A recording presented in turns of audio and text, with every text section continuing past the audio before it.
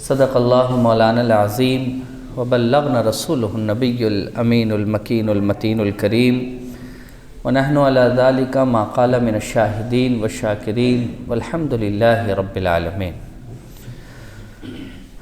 بارگاہ رسالت مآب میں حصول برکت کے لیے درود پاک پڑھ لیجیے۔ اللہم صلی وسلم علی سیدنا محمد بارک وسلم۔ صلاۃ و سلام علیک یا رسول اللہ، صلاۃ و سلام علیک یا حبیب اللہ صلی اللہ تعالی علیہ وسلم۔ حضرات محترم، آج میں آپ تمامی حضرات کے سامنے نفاق کے تعلق سے چند باتیں عرض کرنا چاہتا ہوں۔ اس سے پہلے ہر سمجھدار آدمی کو یہ بات جان لینی چاہیے کہ ہمیں اور آپ کو اس بات کا فیصلہ کرنا ہوگا کہ اگر ہم مسلمان ہیں تو واقعی ہم وہ مسلمان ہیں جو مسلمان اللہ اور اس کے رسول نے بنایا، یا پھر ہم وہ مسلمان ہیں جو حالات کے اعتبار سے بدلنے والے ہیں، یا پھر یہ کہ معاذ اللہ نہ ہم اللہ کو مانتے ہیں، نہ اس کے رسول کو مانتے ہیں، نہ قرآن کو مانتے ہیں، نہ آخرت کے دن کو مانتے ہیں۔ یہی تین باتوں میں سے کوئی ایک بات ہمارے اندر ہونی ضروری ہے۔ یا تو یہ کہ ہم خالص مسلمان ہیں، تو پھر جنت آپ کے لیے، جنت کی بہاریں آپ کے لیے، اللہ کا فضل آپ کے لیے، اللہ کی مہربانی آپ کے لیے۔ اور اگر یہ کہ نہیں صاحب ہم تو ان چیزوں کو مانتے ہی نہیں ہیں معاذ اللہ، تو جہنم آپ کے لیے ہے، جہنم کا عذاب آپ کے لیے ہے، اللہ کا غضب آپ کے لیے ہے۔ یا پھر یہ کہ ہم حالات کے اعتبار سے بدلنے والے لوگ ہیں، تو جو حالات کے اعتبار سے بدلنے والے لوگ ہیں ان کے لیے جہنمیوں میں جو سب سے برا عذاب جس جہنمی پر ہوگا، یہ وہی لوگ ہوں گے جو حالات کے اعتبار سے بدلنے والے لوگ ہیں۔ جو حالات کے اعتبار سے بدلنے والے لوگ ہیں انہیں ہی منافق کہا جاتا ہے۔ یاد رکھ لیجئے، انسان مومن ہوگا یا پھر منافق ہوگا یا پھر یہ کہ وہ کافر ہوگا، تین میں سے کوئی ایک ہی چیز اس کے اندر ہوگی۔ جیسا میں نے کہا کہ اگر مومن ہے تو جنت کی بہاریں، اللہ کا فضل سب اس کے لیے ہے۔ اگر وہ کافر ہے تو جہنم اور جہنم کا عذاب سب اس کے لیے ہے۔ اور اگر تزلزل ہے، ڈاماڈول ہے اگر وہ اللہ کے احکام، رسول اللہ صلی اللہ علیہ وسلم کے فرمان کے سامنے، تو پھر یاد رکھے کہ اس کے لیے جہنم میں سب سے برا عذاب اللہ نے متعین کیا ہے۔ یہ بات ہر لوگوں کو، ہر ذی شعور آدمی کو سمجھ لینا چاہیے۔ میں نے یہ ٹاپک کیوں اختیار کیا؟ ہو سکتا ہے آج جمعہ میں یہ ٹاپک مکمل نہ ہو سکے، اس کے لیے مجھے اگلے ہفتے بھی بات کرنے کی ضرورت پڑے، ممکن ہے، کیونکہ یہ ٹاپک اتنا وسیع ہے، اتنا لمبا ہے، اور اتنا اس کے اندر کشادگی ہے کہ قرآن مجید میں اللہ رب العزت نے بڑی کثرت کے ساتھ اس ٹاپک پر اللہ نے بات کی ہے۔ سورہ احزاب، سورہ مائدہ، سورہ نساء، سورہ توبہ، آپ ان سورتوں کو پڑھیے، کثرت کے ساتھ اللہ تعالیٰ نے نفاق کے تعلق سے بات کی ہے۔ وہ کہتے ہیں نا کہ بات جتنی اہم ہوتی ہے گفتگو اتنی ہی بار اس پر کی جاتی ہے۔ تو اللہ کی نظر میں یہ بات بڑی اہم ہے کہ اس کا بندہ کہیں منافق تو نہیں ہو گیا۔ اگر منافق ہے تو پھر اس کے لیے اللہ کا عذاب جہنمیوں میں سب سے زیادہ خطرناک اور دردناک عذاب ہے۔ تو ضرورت اس بات کی ہے کہ ہمیں یہ معلوم ہونا چاہیے کہ نفاق ہے کیا، جس پر اللہ تعالیٰ نے اتنی بڑی بات فرما دی کہ ان المنافقین فی الدرک الاسفل من النار، کہ جہنم کا سب سے زیادہ خطرناک دردناک عذاب اگر کسی پر ہے تو منافقین پر ہی ہے۔ کافروں پر بھی وہ عذاب نہیں اترے گا جو عذاب منافقین پر اترے گا۔ تو کیا ہماری اور آپ کی یہ ذمہ داری نہیں ہے کہ ہم جانیں کہ منافق کون ہوتا ہے؟ نفاق اللہ نے کسے کہا ہے؟ یہ نفاق کیا چیز ہے جسے اللہ رب العزت بالکل ناپسند کرتا ہے، اور ایسا ناپسند کرتا ہے کہ اللہ نے کہا کہ جہنم کے عذاب میں سب سے برا عذاب منافقوں کے لیے ہے۔ یہ اتنی خراب چیز، تو کیا ہماری اور آپ کی ذمہ داری نہیں ہے کہ ہم نفاق کو سمجھیں کہ نفاق کیا چیز ہے؟ بزرگوں، دوستو، میں کچھ کوشش کروں گا کہ میں اپنے جملے میں، آسان جملے میں آپ کو سمجھا سکوں کہ نفاق کیا چیز ہے۔ سب سے پہلے نفاق کو سمجھنے کے لیے اس کا اصل معنی آپ کو پتہ کرنا ہوگا کہ نفاق کا معنی کیا ہوتا ہے۔ ہر چیز کا ایک معنی ہوتا ہے، اور اسی معنی کے اعتبار سے اس کا مطلب دنیا کے سامنے ظاہر ہوتا ہے۔ نفاق کا معنی کیا ہے؟ ڈکشنری میں، لغت میں اس کا معنی کیا بیان کیا گیا ہے؟ نفاق کہتے ہیں عربی میں سرنگ کو۔ کس کو کہتے ہیں نفاق؟ سرنگ کو۔ یہ نفاق سرنگ کے معنی میں آیا ہے، اور آپ کو پتہ ہوگا کہ پہلے زمانے میں بادشاہ اپنے محل کے نیچے سے سرنگ بناتا تھا۔ اس سرنگ کا کیا کام تھا بھائی؟ کہ اگر دشمن نے حملہ کر دیا ہے اور حملہ کرتے ہوئے وہ محل کے دروازے تک پہنچ گیا، تو بادشاہ اپنی جان بچانے کے لیے سرنگ پکڑ کر بھاگ جاتا تھا۔ یعنی جان کی حفاظت جہاں ہوتی ہے اس کو سرنگ کہا جاتا ہے، اسی کو نفاق کہا جاتا ہے۔ ایک معنی آپ سمجھ گئے ہوں گے، بڑی آسانی سے میں آپ کو سمجھا رہا ہوں کہ نفاق کا معنی سرنگ کے ہے، اور سرنگ کا کام کیا ہے؟ جان کی حفاظت۔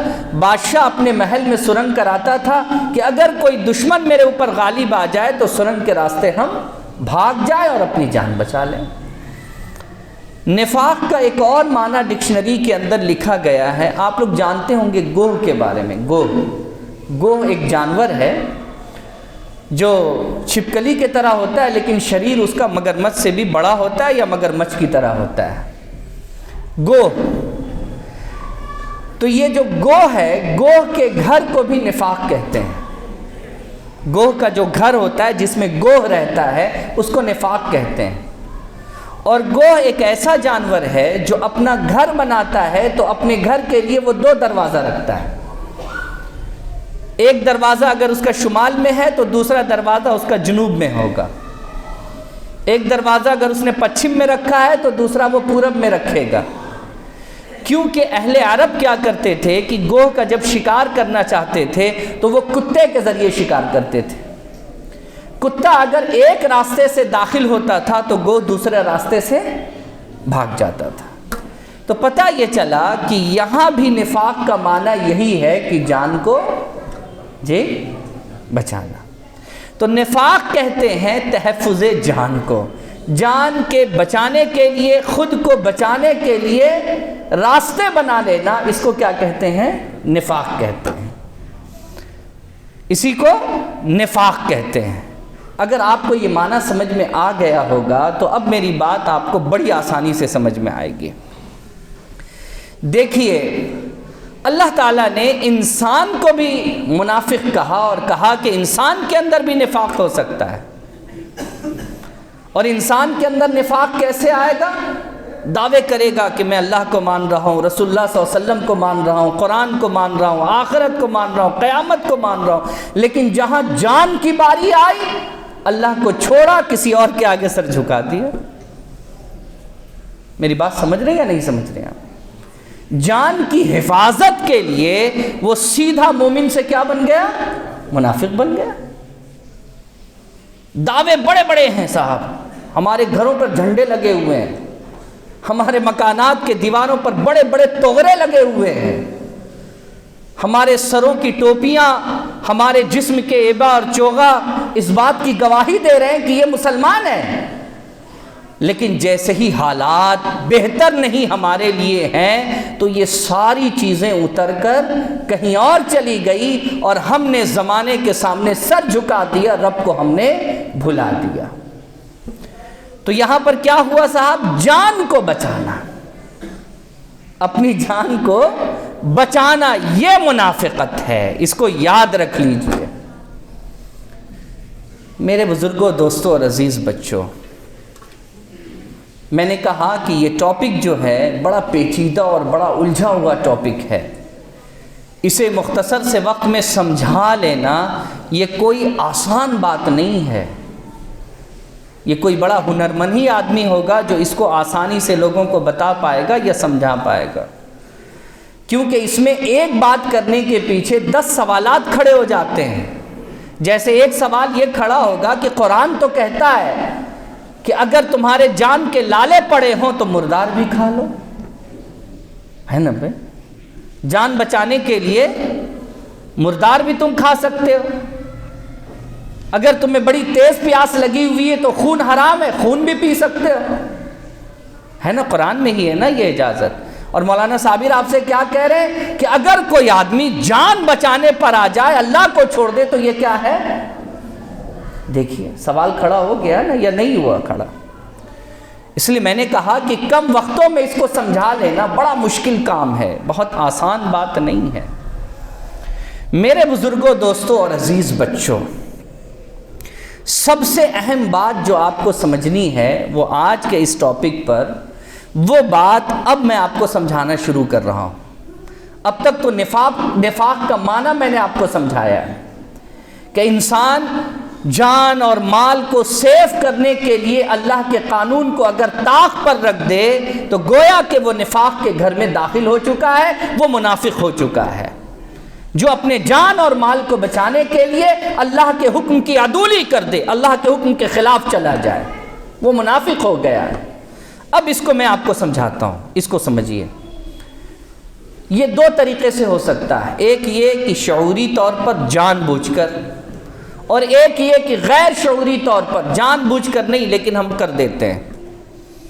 دونوں نفاق ہے۔ جان بوجھ کر، قرآن مجید میں اس کی مثال موجود ہے کہ جان بوجھ کر لوگوں نے کیسے مخالفت کی۔ یہودیوں کے بڑے بڑے عالموں نے ایک میٹنگ کی اور اس میٹنگ میں یہ بات رکھی کہ ہم رسول اللہ صلی اللہ علیہ وسلم کے پاس جاتے ہیں دن کے اجالے میں، اور جا کر ان کے ہاتھ پر ہم ایمان بھی لے آئیں گے دن کے اجالے میں، ان کے ساتھ ہم کنٹینیو بیٹھے بھی رہیں گے دن کے اجالے میں، لیکن جیسے ہی ہم شام کو اپنے گھر پلٹیں گے ہم واپس اپنے مذہب پر لوٹ آئیں گے۔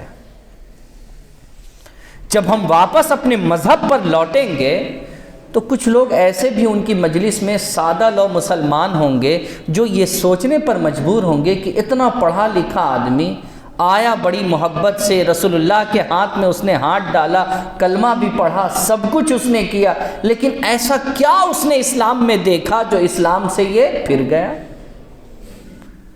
اب وہ لوگ شک اور شبہ میں پڑ جائیں گے، وہ لوگ اب اسلام کے اندر کمی کھوجنا شروع کریں گے، وہ لوگ سرکار دو عالم صلی اللہ علیہ وسلم کی سیرت کے اندر کمی کھوجنا شروع کریں گے، اور جو لوگ ایسے کام کرنا شروع کریں گے وہ اسلام پر پوری طریقے سے نہیں آ سکتے، وہ اسلام کے پورے طریقے سے وفادار نہیں ہو سکتے۔ انہوں نے جان بوجھ کر یہ کیا کہ دن میں انہوں نے کلمہ پڑھا اور شام ہوتے ہوتے وہ پھر واپس اپنے دین میں پلٹ گئے۔ اب یہ جو اتنا پیریڈ تھا، یعنی صبح میں کلمہ پڑھا اور شام تک انہوں نے خود کو مسلمان ظاہر کیا اور شام کے بعد وہ یہودی ہو گئے، تو یہ صبح سے شام تک کا جو پیریڈ ہے یہ ان کا مومن ہونے کا پیریڈ نہیں ہے، بلکہ یہ ان کے منافق ہونے کا پیریڈ ہے۔ یہ مومن ہونے کا پیریڈ نہیں ہے، یہ منافق ہونے کا پیریڈ ہے کہ پری پلاننگ انہوں نے یہ سوچا ہوا تھا کہ صاحب ہم یہ کام کر کر کے اپنی جان کو بھی بچا سکتے ہیں اور ہم دوسرے لوگوں کو بھی بہکا سکتے ہیں۔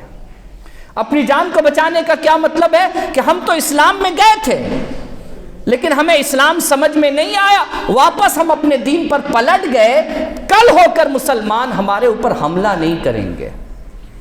دیکھیے کہاں کی پلاننگ تھی، کہاں کی سوچ تھی، اور کس سوچ کے حساب سے وہ اسلام کے اندر داخل ہوئے تھے۔ تو یہ جان بوجھ کر یہودی جو ہے وہ خود کو مسلمان کہلوانے کے لیے صبح میں مسلمان ہوئے اور شام میں واپس وہ اپنے دھرم پر لوٹ آئے۔ یہ تھا جان بوجھ کر کے منافق ہونا۔ اور ایک ہے انجانے میں منافق ہونا۔ اب انجانے میں منافق ہونا کیا ہے، یہ بات آپ کو سمجھنی پڑے گی کہ انجانے میں انسان منافق کیسے ہو جاتا ہے۔ انجانے میں منافق ہونے کے لیے بہت ساری ایسی چیزیں ہیں جس میں انسان انجانے میں منافق ہو جاتا ہے۔ جیسے میں آپ کو بتاتا ہوں، اللہ تعالیٰ نے اس دنیا میں ہمیں اور آپ کو بھیجا ہے۔ آپ جب سورہ ملک پڑھیے گا تو سورہ ملک کی دوسری آیت ہے کہ اللہ نے موت اور زندگی کو پیدا کیا ہے شاید تم اچھے عمل کر لو۔ اللہ نے ایک بات بتا دی ہے کہ موت کے بعد زندگی اور زندگی کے بعد ترنت موت ہے، اور یہ جو موت کا پیریڈ ہے بہت لمبا ہے، بہت لمبا پیریڈ ہے یہ، لیکن زندگی کا جو پیریڈ ہے بہت چھوٹا سا پیریڈ ہے، یہ بہت چھوٹا سا۔ جیسے ہم لوگ امتحان دینے کے لیے امتحان ہال میں جاتے ہیں تو 3 گھنٹے کا پیریڈ ہوتا ہے، 3 گھنٹے میں ہی آپ کو امتحان دے دینا ہے، اور اسی پر آپ کی زندگی منحصر ہے کہ آپ آگے چل کر کیا کرنے والے ہیں، آپ کامیاب ہوں گے یا ناکام ہوں گے، 3 گھنٹے میں آپ کا فیصلہ ہو جائے گا۔ تو ہم یہ کہہ سکتے ہیں کہ زندگی ہماری 3 گھنٹے کی جگہ 30 سال، بالکل بھائی 30 سال۔ آپ دیکھ لیجئے کہ بھئی ایک انسان کو ہوش سنبھالتے سنبھالتے 20 سال 22 سال نکل جاتے ہیں، اور جیسے ہی 50 اور 55 کے درمیان پہنچا اعضاء ڈھیلے پڑنے لگے، اب اس کے اندر سے دھیرے دھیرے سمجھ اور شعور ختم ہونے لگا۔ تو یہ جو 30 سال بیچ کا ہے یہی سب سے امپورٹنٹ ہے۔ اتنا چھوٹا سا وقت اللہ رب العزت نے اس وقت کو کہا کہ یہ امتحان کا وقت ہے۔ جیسے تمہاری زندگی میں امتحان ایک چھوٹے سے وقت میں ہوتا ہے، ویسے ہی اللہ رب العزت نے 2 موتوں کے درمیان جو تمہیں زندگی دی ہے یہ چھوٹا سا وقت ہے، لیکن یہ امتحان کا وقت ہے۔ اس وقت تم کو پریزنس آف مائنڈ ہونا ہوگا، تمہیں عقل اور شعور سے کام لینا ہوگا، تمہیں آنکھیں کھلی رکھنی ہوگی، تمہیں اپنے دماغ پر زور ڈالنا ہوگا، تمہیں صحیح جواب اس میں سے نکالنا ہوگا، تمہارے ہاتھ میں جو تمہاری ڈائری تمہاری کاپی جو دی گئی ہے اس میں صحیح آنسر بھرنا ہوگا۔ اگر تم چوک کر گئے تو تم ناکام ہو جاؤ گے، تم فیل ہو جاؤ گے۔ اور یہی ہوتا ہے صاحب کہ اس چھوٹی سی زندگی میں انسان ایسی ایسی جگہ پر چوک کر جاتا ہے کہ اسے سمجھ میں ہی نہیں آتا کہ ہم نے کہاں پر چوک کر دیا ہے، اور وہ مومن کے بجائے منافق رہ جاتا ہے، اور ساری زندگی اس خوش فہمی میں رہتا ہے کہ ہم تو مومن ہیں صاحب، ہم تو مومن ہیں صاحب، ہم تو مومن ہیں صاحب۔ ایک واقعہ سن لیجئے، بڑی دلچسپ واقعہ ہے۔ ایک صحابی رسول حضرت حنظلہ صبح کے وقت اچانک اٹھے اور کہا نفاق حنظلہ، نفاق حنظلہ، حنظلہ تو منافق ہو گیا، حنظلہ تو منافق ہو گیا۔ راستے میں حضرت ابوبکر ملے، کہ کیا ہو گیا؟ کہا حنظلہ منافق ہو گیا۔ کیسے؟ کیا کر دیا تم نے؟ کہا کہ رسول اللہ صلی اللہ علیہ وسلم کے پاس ہوتے تو میرا دل دماغ سب کچھ رسول اللہ پر رہتا ہے، اور جیسے ہی ہم اپنے گھر آتے ہیں تو رسول اللہ صلی اللہ علیہ وسلم کی باتیں ہمارے دماغ سے نکل جاتی ہیں، تو ایسی صورت میں تو میں منافق ہو گیا۔ حضرت ابوبکر صدیق رضی اللہ تعالیٰ عنہ چاہتے تو جواب دیتے، لیکن حضرت ابوبکر نے کہا سیم کنڈیشن میری بھی ہے، چلو رسول اللہ سے پوچھ لیتے ہیں، کہیں ہم منافق تو نہیں ہو گئے، چلو رسول اللہ سے پوچھتے ہیں۔ اب رسول اللہ صلی اللہ علیہ وسلم کے پاس دونوں پہنچے، رسول اللہ صلی اللہ علیہ وسلم نے ساری بات سنی، اور ساری بات سن کر رسول اللہ صلی اللہ علیہ وسلم نے فرمایا حنظلہ تم منافق نہیں ہوئے، تم مومن ہی ہو، لیکن میرے پاس رہنے والی جو کیفیت ہوتی ہے اگر یہی کیفیت تمہارے گھر میں تمہارے ساتھ رہے گی تو خدا کی عزت کی قسم اللہ کا فرشتہ تیرے بستر پر آ کر تجھ سے مصافحہ کرے گا۔ لیکن یہ اللہ کا فضل ہے کہ اللہ رب العزت میرے پاس تجھے ایسا رکھتا ہے اور میرے غائبانے میں تجھے ایسا کر دیتا ہے۔ کیا کہنے کا مطلب ہے؟ کہنے کا مطلب یہ ہے کہ پوری طریقے سے میرے معاملات میں اگر تم ڈوب جاؤ گے تو پھر کیا ہوگا تمہاری زندگی میں؟ تمہارے لیے بیوی کی بھی ذمہ داری ہے، بچوں کی بھی ذمہ داری ہے، تمہارے اوپر گھر کی بھی لیبلٹی ہے، یہ ساری چیزیں بھی تو ہیں تمہارے ساتھ، اس کو بھی تو تم کرو، کیونکہ اللہ نے تمہیں اس چھوٹے سے وقت میں انہی چیزوں کو ادا کرنے کے لیے بھیجا ہے۔ کتنی بڑی بات رسول اللہ صلی اللہ علیہ وسلم نے فرمائی ہے صاحب۔ اور وہ کیسے لوگ تھے کہ ذرا سی بات پر وہ یہ سوچتے تھے کہ ہم نفاق میں پڑ گئے، ہم نفاق میں پڑ گئے، کہیں ہم منافق تو نہیں ہو گئے، کیونکہ اللہ کہتا ہے کہ سب سے خطرناک عذاب میرا منافقوں کے لیے، کسی اور کے لیے نہیں ہے۔ کافروں سے بھی بدتر عذاب منافق کو ہوگا۔ ایک موقع ہے رسول اللہ صلی اللہ علیہ وسلم ایک غزوے سے لوٹ رہے تھے اور ایک غار میں حضور کو داخل ہونا تھا، اور غار اتنا چھوٹا تھا کہ ایک آدمی ہی سواری پر بیٹھ کر اس غار سے نکل سکتا تھا۔ کچھ مسلمان کا چولا اوڑھے ہوئے لوگ پہلے سے اس غار کے ارد گرد بیٹھ گئے کہ رسول اللہ صلی اللہ علیہ وسلم کا آج کام تمام کر دینا ہے۔ جیسے رسول اللہ صلی اللہ علیہ وسلم داخل ہونے لگے یہ لوگ ٹوٹ پڑے۔ حضرت حذیفہ ساتھ تھے رسول اللہ صلی اللہ علیہ وسلم کے، حضرت حذیفہ نے جو تلوار کا مظاہرہ کیا، سب اپنی جان بچا کر کے بھاگے۔ اس وقت رسول اللہ صلی اللہ علیہ وسلم نے کہا، حذیفہ میں تمہیں اپنے راز کا امین بناتا ہوں، کسی سے مت بتانا، میں تمہیں بتاتا ہوں کہ آج کے وقت میں کون کون منافق ہے۔ اور یہ کون لوگ تھے؟ رسول اللہ نے ان کا نام بتایا، ان کے باپ کا نام بتایا، اور سارے منافقین کا نام حضرت حذیفہ کو رسول اللہ صلی اللہ علیہ وسلم نے بتا دیا۔ اب جب رسول اللہ صلی اللہ علیہ وسلم کا وصال ہو گیا، حضرت عمر رضی اللہ تعالی عنہ اپنے آخری عمر کو پہنچے ہیں، تو حضرت حذیفہ کے پاس گئے اور کہنے لگے، اے حذیفہ میں تجھے اللہ کی قسم کھا کر، تجھے اللہ کا واسطہ دے کر یہ پوچھتا ہوں، کیا اس دن رسول اللہ نے عمر کا بھی نام لیا تھا؟ اللہ اکبر کبیرہ، کیا عمر کا بھی نام لے لیا تھا رسول اللہ صلی اللہ علیہ وسلم نے؟ تو حضرت حذیفہ نے کہا، نہیں عمر، اللہ کے رسول نے تیرا نام نہیں لیا تھا۔ یہ کیسے لوگ تھے صاحب جو نفاق سے اس طریقے سے ڈرتے تھے؟ یعنی نفاق کوئی معمولی چیز نہیں ہے، نفاق ایک ایسی چیز ہے کہ انسان ساری زندگی مومن ہونے کی خوش فہمی میں رہتا ہے اور مرتا ہے تو منافق ہو کر مرتا ہے۔ اور یہ منافقت، اب اس کو دو لفظ میں سمجھ لیجئے، بڑی سادے سے جملے میں آپ کو سمجھا دیتا ہوں۔ جو انسان بیوی، بال، بچے، دولت، جان کے لیے اللہ کے قانون کو طاق پر رکھ دے، وہ منافق ہے۔ بیوی، بال، بچے اور اپنی جان کے لیے ہجرت کے ڈر سے کہ یہاں پر تو دیکھو بھئی ایسا معاملہ ہے، سوائے حرام کے کوئی راستہ نہیں ہے، چلو کہیں اور حلال تلاش لیتے ہیں، لیکن جانا گوارا نہیں، چلے جائیں گے تو پھر ایسا ہوگا، ایسا ہوگا، ایسا ہوگا، چلو حرام ہی سے ہی بیوی بال بچوں کی محبت میں یہ بھی جائز ہے۔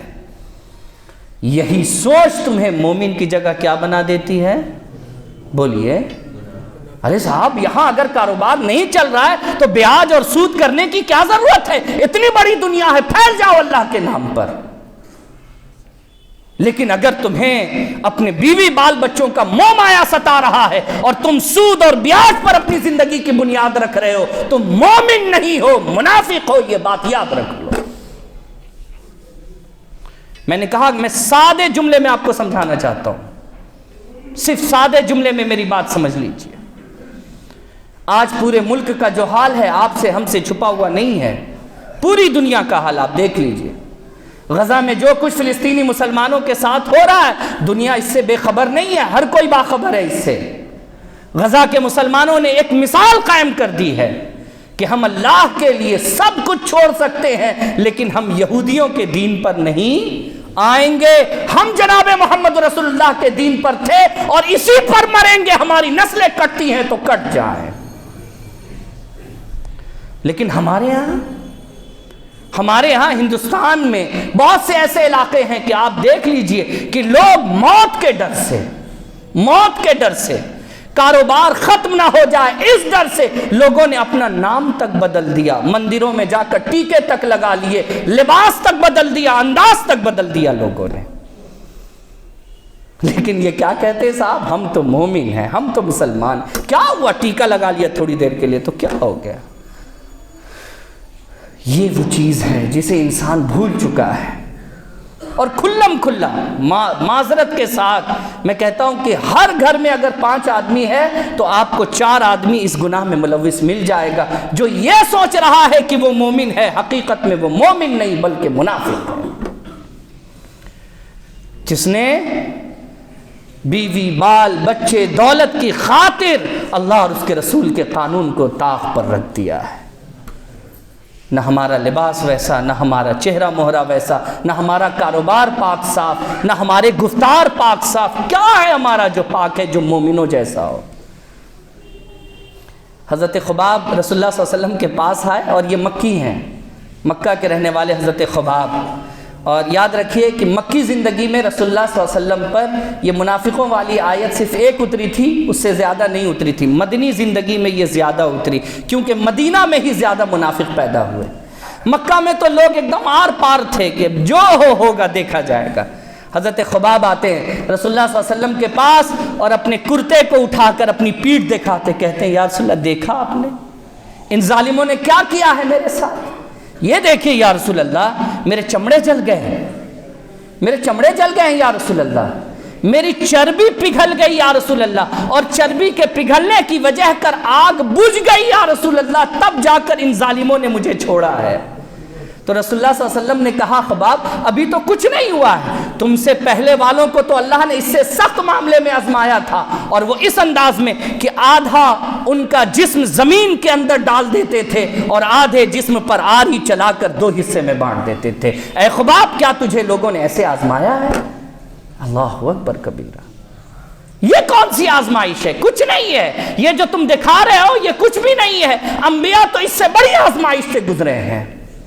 یہ شہادت گہے الفت میں قدم رکھنا ہے۔ لوگ آسان سمجھتے ہیں مسلمان ہونا، ہم لوگ تو مسلمان کے گھر میں پیدا ہو گئے، ہمیں کیا خبر کہ اسلام لانے میں کون سی تکلیف اٹھانی پڑتی ہے، اور ساری زندگی اس خوش فہمی میں جی رہے ہیں کہ ہم مومن ہیں۔ ہم ذرا سی آزمائش پر ایمان کو طاق پر رکھتے ہیں اور اپنے نفس کو سب سے آگے رکھتے ہیں۔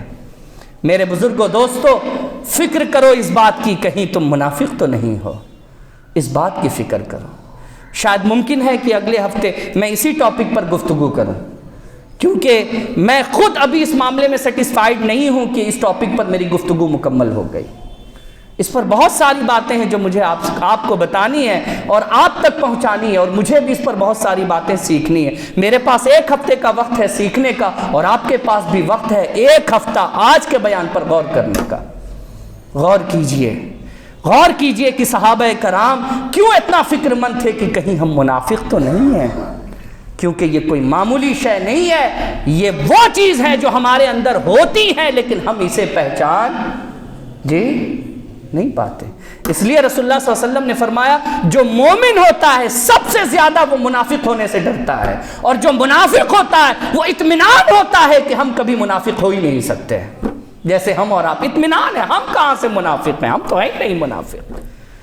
لیکن جب جھانکا تو ہر طرف سے نفاق ہمارے اندر ہے۔